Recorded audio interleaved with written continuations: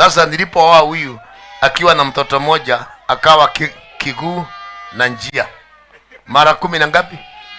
16.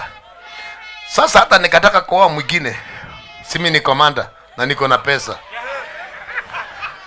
Sasa siku moja nikasema, sasa we apostle, simba iwezi nyang'anywa kama nyama yake na umbwa, utanyang'anywaje? Halo.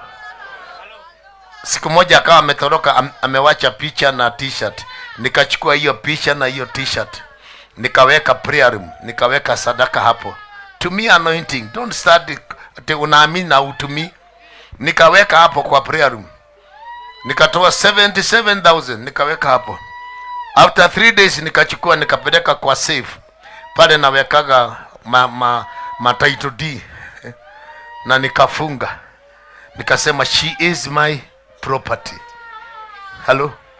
Siku 3 haikuisha, akanipigia simu nikujie. Hello. Alikuwa na mtoto mmoja. Sasa nimemgonga ngapi? 5. Na akinichekesha tena nitapokoka ingine. Ati niwasha kuzaa. Shut up. Wadi mbinguni ni kwako. Wewe leta watu duniani wakae tu. Ati mimi ni mzee. Shut up. Mzee ni nani? Miaka 20 yangu iko wapi? Miaka 20 na siku kula raha. Wewe nyamaza wewe.